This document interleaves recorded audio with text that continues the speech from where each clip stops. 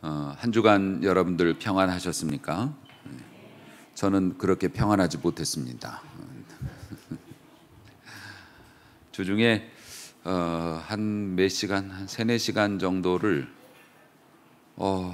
지옥에 갔다가 온 것 같은 그런 상태로 지냈던 충격이 너무 크고 얼얼해서 지금도 마음이 잘 진정이 되지 않습니다.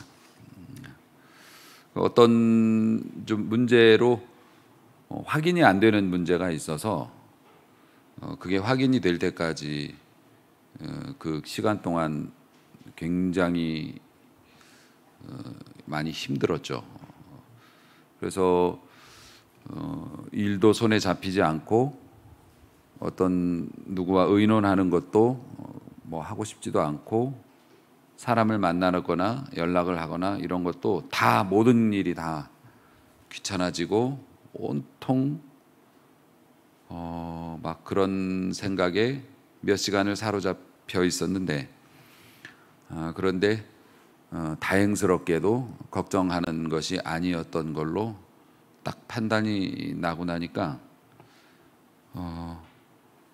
그 기분이 아주 묘하더라고요. 이게 실제 상황이라고 딱 생각을 했다가 이걸 딱 벗어나게 되니까 웬만한 거는 걱정도 안 돼. 예. 뭐 누가 뭐라 그래도 화도 안 나. 예. 그냥 모든 근심이 다 사라진 것 같아요. 그런 신기한 경험. 그러니까 모든 것이 그냥 감사하고 그 전까지는 좀 스트레스 받고 이랬던 건데도 그런 것도 그냥 신경도 안 써요. 그냥 아무 할 일이 없는 것 같이 평안 가운데로 즉시로 그렇게 돌아왔어요. 굉장히 신기한 경험이었고 또 두려운 경험이기도 했고 그렇습니다. 저도 성격이 좀 까탈스러워서 특히 그 차량 운전할 때 눈앞에 뭐 있거나 뭐 묻어 있으면 그 꼴을 못 봅니다. 예. 꼴을 못 보고 잠깐 어디 멈추면은 내려서 저거 닦아야지 그 생각만 하면서 운전하다가 멈추면 어떻게 해요? 잊어버리지. 예. 막 그러면서 엄청 스트레스를 받습니다. 그런데 그 조그만한 그 돌이 하나 튀어가지고서 그것도 제 눈에 딱 정면에 운전할 때 보이는 그 위치에 흠집이 하나가 났어요. 이건 지워지는 것도 아닌데 아주 그것 때문에 유리를 갈기엔 또 너무 작아 흠집이. 그래서 그것 때문에 스트레스를 많이 받는데 거기에서 벗어날 때가 가끔 있어요. 그 차를 좀 오래 몰아가지고 막 아예 지저분해지면 유리창이 세차하고 나서 깨끗하면 그것만 바라보면서 스트레스를 받아. 그런데 차가 좀 지저분해지면 뭐 얘도 묻고 쟤도 묻고 얘도 묻고 그러면 마음이 편안해져요. 그래서 약간의 고난은 약간의 어려움은 사람을 좀 그렇게 만드는 것 같아요. 편안하게. 그래서 사실은 부자들이나 많이 가진 사람들이 진짜 스트레스는 더 받을 수 있는 것 같아요. 다 됐는데 요거 하나가 잘 안 돼. 아방처럼 말이죠. 내가 왕인데 내 앞에 있는 이 포도원 하나를 내가 못 가져. 그것 때문에 잠도 못 자고 스트레스를 막 받는 거예요. 그런 것처럼. 그래서 물론 뭐 고난을 뭐 기뻐할 사람은 없겠지만 우리의 삶에 약간의 잡음이 있는 것도 어찌 생각해 보면 또 하나님의 은혜가 아닌가 싶기도 하고 그렇습니다. 그러니까 큰 어려움에서 딱 벗어나니 작은 것들은 그냥 넘어갈 수 있어요. 넘어갈 수 있어요. 참 그런 경험을 또 주중에 해봤습니다. 오늘 말씀의 주제는 부자들에 관한 경고의 말씀입니다. 그럼 나는 해당 없어. 그러실지도 모르겠지만 물론 뭐 재물을 많이 가진 사람들이 부자입니다만은 재물 말고도 진짜 부자들 많이 있죠. 나이 부자 있어요. 나이 부자. 20대, 10대 나이 부자죠. 나이는 적게 먹을수록 부자예요. 그렇죠? 그 다음에 왜 가난하셔서 좀 속상하셨습니까? 그 다음에 건강 부자도 있죠. 아픈 데가 없어요. 그래서 어떤 활동이든 내가 원하면 할 수 있어요. 건강 부자도 있고 또 재능의 부자도 있습니다. 아주 기가 막힌 기술이나 재주가 있는 분들, 뭐 그런 식으로 사실 뭐 돈도 좋지만 돈으로도 살 수 없는 키 부자도 있어요. 키 큰 사람들. 예. 제가 뭘 이렇게 키가 작다 보니까 뭘 올리기 위해서 요만한 한 요 정도 되는 이렇게 받침대를 딛고 이렇게 올라가서 뭐 이렇게 꺼내다 보니까 키 큰 사람들은 이런 분위기였구나. 이런 시선으로 세상을 보는구나. 그게 얼마 차이가 아닌데도 굉장히 크더라고요. 그게 키 부자도 있고 뭐 여러 가지 있죠. 장점들. 그러니까 오늘 말씀은 돈에 관한 말씀이라고만 볼 것은 아니고요. 무언가 남보다 더 많이 가진 것이 있다면 그것을 가진 사람들에 대한 경고로 우리가 받아들이면 좋을 것 같아요. 일단 단언하는데요. 야고보 사도는 부자들에게 이런 얘기를 합니다. 통곡하라. 너희에게 임할 고생으로 말미암아 울고 통곡하라. 이렇게 말씀을 하고 있어요. 아니 뭐 고민하면 되지 뭐 이렇게 통곡까지 그렇게 해야 되나 싶기도 한데, 이게 왜 그러냐면은 야고보 사도가 이야기하는 것에 그냥 핵심만 딱 얘기하자면 이런 거예요. 돈이 많아가지고 엄청나게 편안하고 부유한 삶을 사는 사람들은 슬퍼하고 통곡해야 돼. 왜냐하면은 잃으면 그 모든 것을 잃게 되는 날이 갑자기 오게 되는데, 그러면 잃는 것이 너무 크고 그리고 그것 때문에 쌓인 죄악 때문에 계산을 봐야 되잖아요. 하나님의 심판대 앞에서 계산을 봐야 되는 것이 너무 크기 때문에 그런 걱정을 좀 하면서 살아야 된다. 통곡할 날이 곧 온다. 인간 생명의 유한함을 잊지 말고 많은 것을 가진 자들아, 너희들이 그 많은 것을 잘 관리하지 못하고 순식간에 하나님 앞에 불려가는 날이 오게 될 때 이게 통곡해야 되니까 그 전에 마음을 다스려서 정신 바짝 차리고 살아라. 끝. 네. 기도하겠습니다. 하면 얼마나 좋겠어요. 네. 그런 이제 내용이에요. 예수님께서 아주 유명한 비유를, 부자의 비유 들으셨죠? 우리에게 전해 주셨죠. 한 부자가 돈을 너무 많이 벌었어요. 옛날에는 뭐 은행에 저금하는 게 아니라 다 집에다 쌓아놨지 않습니까? 뭐 결실들을 집에다 쌓아놔서. 근데 너무 많이 결실이 된 거예요. 너무 많은 것들을 거뒀어요. 둘 곳이 없어요. 둘 곳이 없으니까 야, 빨리 건물 같은 걸 지어서 보관할 창고를 만들어 가지고 곡간을 더 크게 쌓자. 야, 어떡하냐. 이거 막 물건들이 들어오는데 다 넣어둘 창고가 없다. 이걸로 고민을 하는 거예요, 이 사람은. 그래가지고 막 급하게 해가지고 일꾼들을 시켜서 창고를 만들어서 막 가득가득 채워놨어요. 남들이 보면 막 이럴 정도로 가득가득 채워놨어요. 그리고 나서 자기 영혼에, 자기한테 이제 자기가 속으로 자기한테 얘기를 해요. 여러 해 쓸 물건을 많이 쌓아두었으니 평안히 쉬고 먹고 마시며 즐거워하자. 됐어. 이제 이렇게 이제는 놀면 돼. 그런데 하나님께서 그걸 이렇게 내려다보시면서 이런 말씀하십니다. 어리석은 녀석아, 오늘 너 나한테 와야 되는 날이야. 오늘 밤에 내가 너의 영혼을 되찾을 거야. 잠깐 세상에 보내놨다가 회수하시는 날이었대요. 부자는 그걸 몰랐죠. 자기가 비명 행사하게 될 줄을 몰랐죠.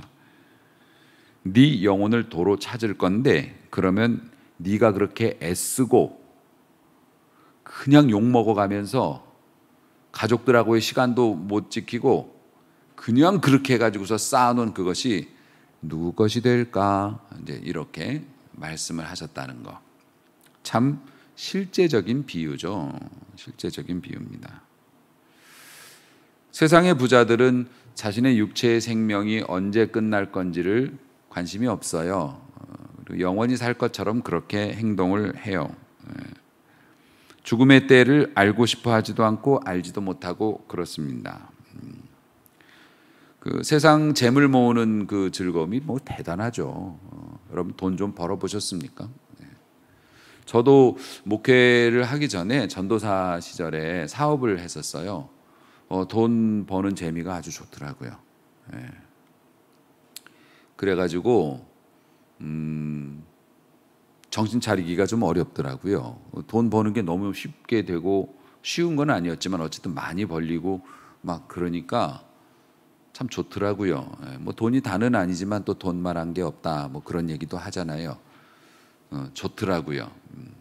그러니까 그 돈 모으는 재미에 정신이 팔려가지고 막 욕심을 부리고 근데 나중에는 어떻게 된다고요? 주님께서 결산하시는 딱 그날에 그게 그대로 나한테 재앙으로 다가오게 되는 건데 그걸 왜 잊어버리고 사느냐?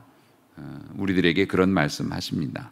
예수님이 누가복음 16장에서도 또 부자에 대해서 이런 말씀을 하셨어요. 지옥에 간 거예요, 부자가.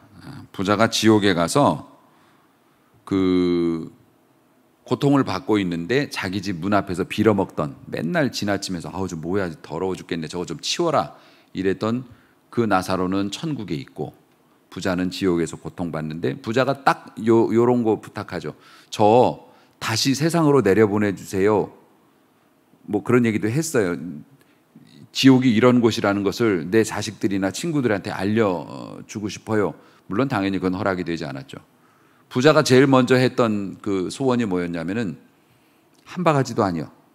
한 컵도 아니야. 다른 사람도 아니라 내가 멸시했던 저 거지 나사로 저 사람의 손가락, 새끼손가락 끝으로 물 한 방울만 찍어서 내 혀에다 대게 해주세요. 얼마나 소박하고 겸손한 표현입니까? 다른 사람도 아니고 내가 멸시했다. 그러니까 뭡니까? 그만큼 절박했다. 절박했다. 물론 그 소원은 들어질 수가 없었죠. 그런 거 다 들어주면 지옥인가? 안 되니까 지옥이지. 그러면서 어리석은 부자에 대해서 또 갑자기 닥칠 부자들의 재앙이라는 게 이제 죽음이니까요. 통곡하라, 걱정하라 이렇게 말씀해요. 그러면서 그들의 재물은 썩었다. 그리고 옷은 좀 먹었다. 그들의 금과 은은 녹슬었다 이렇게 이야기합니다. 여러분 좀벌레 보셨습니까? 좀벌레.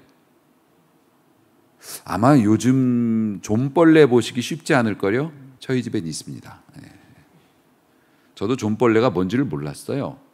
어느 날 집에서 뭐가 하나 나타났는데 이게 기어가는데 하얗고 꼬물꼬물하는 게 막 빠르기도 해요. 조그만 게. 꼬물꼬물한 게 좀 뭐야? 그래서 뭐긴 휴지로 잡아가지고 이제 그 감싸가지고 버리기 전에는 어떻게 해요?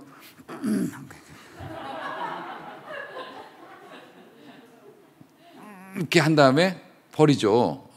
버리려고 보니까 이거 안 죽었어요. 손으로 눌러도 안 죽어요. 좀벌레. 지구 최강의 생명체예요. 그 좀벌레가 그 옷 같은 거, 옷감 같은 거 갉아먹어서 좀약을 거기다 넣어놓는 거잖아요. 저희 아파트가 연식이 좀 있다 보니까 뭐 천연 생태계가 다 구성이 돼 있어서 그렇습니다. 그 좀벌레 지독한 녀석이에요. 빠르기도 하고 흉측하기도 하고 잘 죽지도 않아요. 그러니까 너희의 옷이 너희들이 모르는 강력한 힘에 의해서 구멍이 다 나고 있는데 너희들은 그걸 모르고 있구나. 너희가 쌓아놓은 금과 은이 녹이 슬었다. 여러분 금하고 은이 녹이 쓰나요? 녹 안 슬어요. 금 없어봐서 모르시죠? 녹 안 슬어요. 녹 슬지 않아요. 어디 고분 그 무덤 같은 거 이렇게 출토한 것들 보면 다른 건 다 썩어 있어도 금으로 된 건 안 썩어요. 근데 녹이 슬지는 않는데 때는 끼죠. 때는 낍니다. 근데 왜 녹이 쓴다고 이야기할까요? 야고보 사도가 금이 없어가지고 몰라서 그런 얘기를 할 걸까요? 아니요, 그렇지 않아요. 그 녹이 어쨌든 녹이 슬어서 그 녹이 자기들의 살을 파먹을 거라고 그렇게 이 얘기를 해요. 그러니까 금과 은이 녹이 슬어서 그 녹에 의해서 너네가 몸에 피부에 상처를 입을 거다. 지금 그 얘기를 하는 게 아니고요. 금과 은이 독을 뿜어낸다 이런 이야기예요. 여러분 은행에 쌓아놓은 그 돈이 독을 뿜어내 갖고 우리를 해친다는 거예요. 물론 실제로 직설적으로 말하면 돈 때문에 죽은 사람도 많죠. 돈이 없었으면 안 죽었을 사람인데 그 돈 때문에 목숨을 잃은 사람도 있긴 해요. 그런데 성경에서 말하는 너희의 금과 은이, 너희들이 쌓아놓은 금과 은이 녹이 슬었다라는 독을 뿜어낸다는 건데, 왜 금과 은이 독을 뿜어내고 우리의 돈이 독을 뿜어내고 우리의 재능이 우리가 가진 다른 사람보다 더 좋은 뭐 나이가 아니면 뭐 이런 것들이 왜 독을 뿜어내는 것이 됐을까? 일단 돈으로 얘기를 해볼게요. 재물에는 선한 재물과 악한 재물이 있죠. 사실 재물 자체에는 선악이 없죠. 돈 자체에는 선악이 없지만 좋은 돈과 나쁜 돈이 있어요. 선한 재물은 뭡니까? 하나님의 말씀에 순종하면서 정당하게 건강하게 노동하고 남을 속이지 않고 열심히 일해가지고 얻은 재물이고, 그리고 그걸로 하나님께서 기뻐하시는 좋은 일에 이렇게 사용되면 그건 이제 선한 재물이 되는 겁니다. 악한 재물은 그냥 반대로 생각하시면 되죠. 돈을 버는데 남에게 피눈물을 흘리거나 남을 억울하게 만들거나 고통스럽게 만들면서 돈을 벌어요. 똑같이 뭐 장사를 하거나 자동차 뭐 파는 사람들, 이런 사람들도 정상적인 방법으로 정상적인 이윤을 남기는 사람이 있는가 하면 모든 직종이 뭐 다 그렇죠. 나쁘게 해서 그렇게 돈을 뜯어내는 사람들이 있어요. 심지어 돈이 많으면 큰 회사를 하거나 권력이 있으니까 그 힘을 가지고 가난한 자들을 착취하는 거죠. 그러면 가난한 사람들은 돈을 빼앗기거나 내가 받을 돈을 못 받거나, 예도 들고 있어요. 추수하는 사람들 일 실컷 시켜놓고 돈을 안 줘. 돈 달라고 그러면은 그 힘센 종들 시켜가지고 갖다 패버리고 막 이런 식으로 하니까, 또 와서 일하라고 그러면 또 안 할 수는 없어서 또 일하고, 이런 식으로 뭐 공장에서 외국인 노동자들 막 하대하고 막 이렇게 하고 부려먹고 임금 안 주고 뭐 이런 것들이라고 보면 되죠. 그렇게 해가지고 돈을 모아놨어요. 근데 여러분, 추수한 자의 우는 소리가 만군의 주의 귀에 들어간다, 이렇게 돼 있어요. 하나님은 외로운 자하고 억울한 사람의 눈물을 굉장히 심각하게 받아들이세요. 들으세요. 그냥 그들이 기도의 형식을 갖추지 않고 그냥 고통에 몸부림치면서 울고 속상해하고 힘들어하면 그게 그대로 기도가 돼서 하나님께 올라가요. 그냥 직통으로 올라가요. 그러니까 힘없고 약한 사람들 괴롭히면 안 돼요. 하나님께서 들으셔요. 그러니까 사실 정당하게 노동의 대가를 지불하고 서로 열심히 일하고 그러면 빈부격차가 커지지 않는다고 해요. 빈부격차가 커지지 않는다고 해요. 혼자 부자가 되지 않는다는 거, 같이 다 조금씩이라도 잘 살게 되는 사회가 된다는 건데요. 그래서 빈부격차가 큰 나라일수록 부정부패가 많은 거죠. 그래서 이 악한 재물이 개인적으로 치부하고 국가적으로는 다른 나라에게 고통을 주는 힘으로 쓰임을 받고요. 또 정치하는 사람들의 소수의 권력 유지에 사용되기도 해서 돈이 그렇게 하면 이제 나쁜 돈이 되는 겁니다. 내가 돈을 안 줬어요. 일을 시키고. 근데 그 사람이 막 힘겨워하고 그러다가 뭐 늙어 죽었던 굶어 죽었던 이사를 갔던 없어졌어요. 나하고 이제 관계가 없어졌어요. 그럼 이제 끝인가요? 내가 돈 줘야 되는데 저 사람 뭐 이사 갔으니까, 죽었으니까, 아니면 다른 데 가버렸고 나하고 연락 안 되니까, 차단했으니까 끝인가요? 그렇지 않다는 겁니다. 그 사람을 부려먹어 가지고서 내가 벌었던 그 돈의 액수만큼 그것이 녹이 슬어서 독이 되어서 내 삶에 들어온다. 이렇게 성경이 말씀하고 있는 겁니다.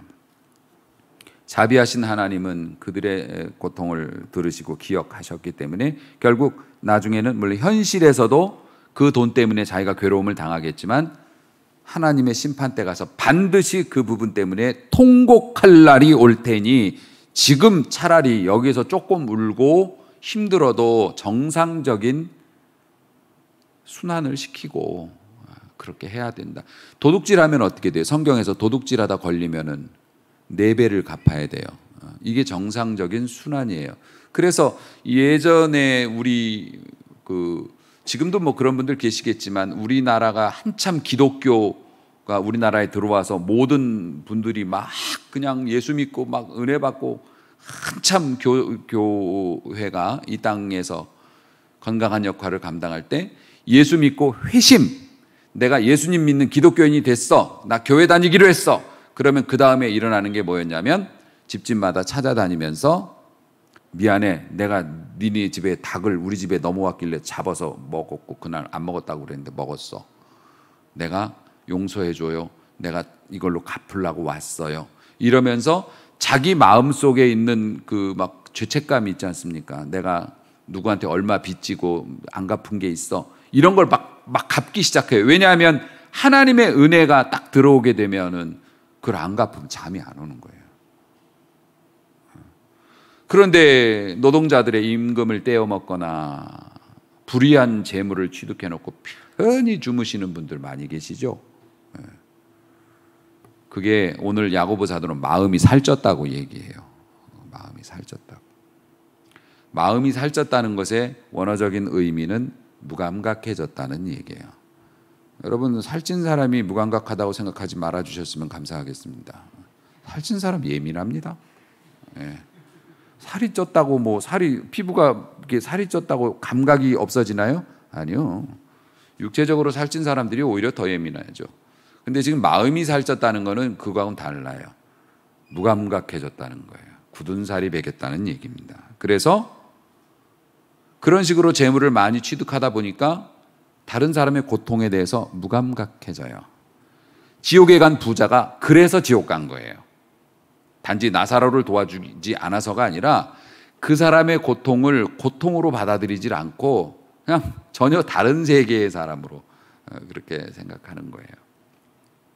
제가 우리 아이들하고도 이렇게 논쟁을 이제 뭐 나이들이 다 들었으니까 이제는 논쟁이죠. 뭐 서로 나는 내 입장을 막 고수하기 위해서 필사적으로 하는데 애들이 이제 더 똑똑하니까 아빠 그런 거 아니에요, 뭐 이렇게 하면은 좀 그렇습니다만, 근데 저는 물질에 대한 저의 세계관이 있다고 자녀들에게 그렇게 얼마 전에도 얘기했어요. 물론 뭐 물건 하나가 뭐 100원짜리도 있고 똑같은 건 아니겠지만 병따개가 있다고 생각해 봐요. 병따개 하나가 뭐 100원에 팔 수도 있는 거고, 어떤 사람은 거기에다가 뭐 명품 회사에서 만들었다고 뭐 100만 원에 팔 수도 있는 거고, 뭐 그런 거 아니겠습니까? 옷도 뭐 명품이면 똑같은 섬유로 만들어도 값이 워낙 차이 나잖아요.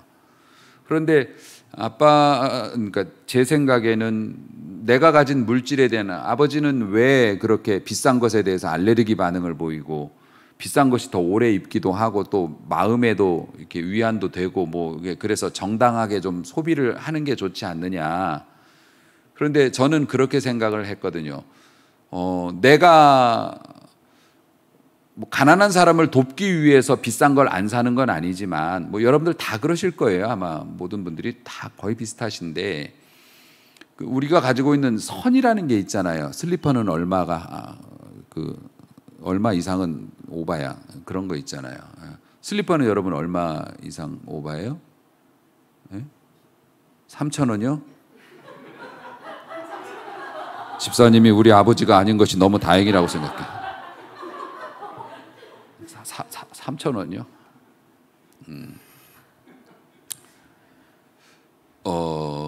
가만히 있어봐. 다 잊어버렸다.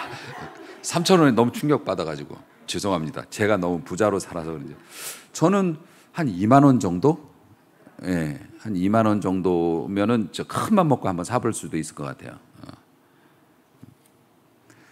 모두 다 이렇게 가지고 있는 선이 있죠. 그런데 이제 우리 젊은 친구들은 그래도 이 명품으로 하나, 이렇게 슬리퍼도 하나 딱 간지나게 신고 딱 다니면 좋잖아. 그래서 뭐 훨씬 많은 돈을 지불하고 그럽니다. 근데 제가 가진, 뭐 얘기가 길어졌습니다만은 자녀들에게 그렇게 얘기했어요. 아빠가 가진 물질에 대한 세계관이 그렇다. 내가 가난한 사람을 뭐 배려하고 도와주고 그런 거라기보다는 평균적으로 사람들이 이렇게 소비하는 것, 또 평균적으로 소득을 갖고 살아가는 것, 또 가난한 사람들의 입장도 생각해보고 여러 가지를 고려해 봤을 때 내가 지나치게 비싼 것이나 이런 것들을 값을 지불하고, 물론 내 돈 내고 내가 사고 뭐 남한테 피해 준 것도 아니고 경제 활동에 뭐 이바지 않은 거겠지만, 그래도 가난한 사람한테 난 좀 너무 미안해. 내가 그렇게 돈을 쓰면 미안할 것 같아. 없는 사람들은 정말 작은 것 가지고도 사내 중내하고 막 그 목숨이 왔다 갔다 하는 판에 굳이 그렇게까지 돈을 안 써도 되는 거를 그렇게 많은 돈을 쓴다면, 일단 아빠는 개인적으로 가난한 사람들한테 너무 미안해. 그래서 그냥 이 정도의 양심의 선을 지켜야 될 것 같고, 가난한 사람한테 미안한 상황 지출을 하게 되면 하나님께서도 기뻐하지 않으실 것 같아. 저는 그렇게 이제 아이들에게 설명을 했습니다만은, 물론 뭐 제 생각이 다 옳다고 말할 수는 없겠죠. 사랑하는 성도 여러분, 어쨌든 오늘 말씀을 통해서 우리가 한 가지 딱 그냥 한 가지만 이게 기억을 해야 한다면, 우리가 부정한 방법으로 모은 것들이나 혹은 반대로 우리가 사용해야 하는데 하나님께서 이유가 있으셔서 우리에게 건강이나 환경이나 뭐 이런 걸 주신 거기 때문에, 사용해야 될 것을 사용하지 않고 있으면 그것이 뭘 뿜어낸다? 독을 뿜어낸다. 그리고 나중에 그것이 우리에게 수치가 되고 이것이 문제가 될 수 있다. 인생은 유한하니까 언젠가는. 그러니까 오늘 장로님 기도하시는데 제가 큰 울림을 이렇게 받았어요. 장로님은 이제 그냥 평소처럼 기도하셨지만 뭐 듣는 사람 마음이죠, 뭐. 안 그렇습니까? 내가 은혜 받겠다는데. 기도하시는 중에 열매는 없이 잎사귀만 무성한 우리들, 이것이 정말 큰 울림으로 다가오더라고요. 사과나무를 내가 심었습니다. 사과나무 여러분 왜 심겠습니까? 이름이 사과나무인데. 사과 따려고. 사과나무를 심자마자 딸 수는 있는 건 아니니까 심어서 진짜 잘 가꿔야 되더라고요. 사과나무 같은 거 저희 이제 가족에서도 하신 분이 계셨는데 굉장히 신경을 쓰더라고요. 막 해줘야 될 것도 많고 때마다 철마다. 그리고 나서 뭘 기대하면서 그렇게 계속 가서 시간을 쓰며 가꿉니까? 이 사과 이제 어쨌든 열리기를 바라면서. 그런데 이 사과나무가 분명히 이 정도 됐으면 사과를 다 맺어야 되는데 다른 나무들도 같이 심어서 맺고 있는데 얘만 사과나무가 없는데 유독 얘는 건강해. 나무가 잎사귀가 반짝반짝하고 위세도 막 이렇게 하는데 열매만 없어. 그러니까 종들이, 관리하는 종들이 와서 주인님, 이상하게도 저 나무는 거름도 더 많이 먹고 손질도 더 많이 필요한 상황인데 자리만 차지하고 있고 다른 나무들은 지금 사과 다 따고 있는데 쟤는 사과가 없습니다. 저 베어버릴까요? 비고 나서 자리 차지하니까 빼내고 다른 거 빨리 심으시는 게 더 효과적이지 않을까요? 주인이 그렇게 말씀하셨어요. 좀 더 기다려보자. 뭐 나중에는 어찌 될 망정 아직은 아닌 것 같으니까 내가 조금 더 기다려볼게. 그게 우리들이었다고요. 하나님께서 이유 없이 주신 건 없어요. 키 큰 것도 다 이유가 있고, 여러분이 가진 다른 사람보다 뛰어난 점이라면 이유 없이 주신 거 없어요. 그거 가지고 뭐 하라고요? 열매 맺으라고. 돈을 버는 것도 재주더라고요. 돈 잘 버는 사람은 또 돈 잘 버는 그런 재능이 있어요. 돈 잘 벌고. 그럼 돈 벌어서 뭐 하라고요? 잎사귀만 막 무성하고 나무의 위세 키만 키울 게 아니라 적당한 때가 되면 열매를 맺어야 될 거 아니에요. 그 사람의 돈 때문에 행복해지는 사람이 가족 말고 다른 사람도 있어야 될 거 아닙니까? 내가 연주를 잘하거나 내가 뭐 언변이 좋거나 이런 거 뭡니까? 그거 가지고 하나님께서 끄덕끄덕 그래, 내가 너에게 그걸 줬더니 넌 그걸 사용해서 좋은 일을 많이 하고 있구나. 이렇게 돼야 한다는 거죠. 그런데 그게 안 되고 있다는 거죠. 무시무시하지 않습니까? 잎사귀만 화려하고 무성하고 나무는 다른 나무보다 더 커요. 직분도 빨리 받고 교회에서 막 유창하게 뭐 하는데 열매가 없어. 얼마나 무시무시한 얘기입니까? 저도 열매 맺는 목사로 살기를 소원하고, 오늘 기도 들으면서 진짜 나도 열매를 잘 맺어야겠다. 이미 애는 둘 낳고 끝났으니까 이제 애의 열매를 맺을 수는 없을 것 같고, 목회자로서 나로 인해서 하나님을 더 많이 알고 구원받거나 아니면 나로 인해서 위로받고 새 힘을 얻어서 다시 시작해보는 사람들이 막 생기고, 그럼 이제 이 열매지 않습니까? 나 때문에 눈물 흘리고 나 때문에 괴로워하고 이런 사람들은 그 사람이 내 곁을 떠났어도 그 내가 쌓은 그 원한이 계속 독이 돼서 나를 괴롭힐 거라고 하니까. 사랑하는 성도 여러분, 행위로 구원을 받을 수는 없겠지만은 내가 저지른 잘못에 대해서는 행위로 갚아야 돼요. 4배로 보상해야 돼. 그 사람이 아니면 다른 사람에게라도, 하나님 앞에서 계산법은 그래요. 그 사람 아니면 다른 사람에게라도. 진실로 회개한 사람, 진실로 은혜 가운데 사는 사람은 그렇습니다. 사랑하는 성도 여러분, 그뿐만 아니라 사람들은 이제 뭐 사악한 부자라고 하는데, 그런 사람들이 이런 얘기도 한대요. 다 나라를 위해서 다른 사람에게 일자리 주고 대를 위해서 소를 희생해야지, 뭐 그런 거 일일이 어떻게 다 들어주면서 이런 큰 거대 기업을 유지하지, 다 헛소리 하고 있어요. 그건 사람 앞에서나 되는 얘기지, 정치하는 사람들에게나 되는 얘기지, 하나님 앞에서는 그런 소리 했다가는 진짜 큰일 납니다. 그런데 부자들이 한 가지 악을 더했다고 야고보 사도가 얘기합니다. 옳은 자를 죽였다. 옳은 자를 죽였다. 그 옳은 자라는 거는 딱 한 사람밖에 없어요. 예수 그리스도입니다. 주님이십니다. 이 세상에 옳은 분은 주님밖에 안 계시니까. 그게 이제 어떤 것을 의미했냐면은, 예수님 생각을 하면서 야고보 사도가 부자 얘기를 하다가 화가 난 거예요. 그 야고보 사도가 여기서 지금 생각하고 있었던 부자가 뭐였냐면은 바리새인들. 종교적으로 막 이러면서도 뒤에는 다 썩었고 사람들 무시하고 멸시하고, 나는 쟤같이 안 살게 돼서 너무 감사하다고 이런 기도 따위나 했었고, 그 사람들이, 가장 종교적인 사람들이 하나님의 아들을 죽인 거 아닙니까? 부자들이 심지어는 의로운 자 메시아를 죽이기까지 하는 죄를 짓는다. 그러니 조심해라. 그러면서 대항하지 않았다라고 말씀을 하시는 거예요. 사랑하는 성도 여러분, 우리가 하나님께로부터 받은 것을 관리를 잘못하면 그런 죄까지도 범할 수 있다는 거예요. 하나님을 멸시하는, 하나님께 범죄하는 일을 할 수 있다는 겁니다. 자, 오늘 말씀을 마무리하려고 합니다. 부자가 되시되 선한 부자가 되시기를 주의 이름으로 축복합니다. 착한 부자 되시기를 축복합니다. 깨끗한 부자 되시기를 축복합니다.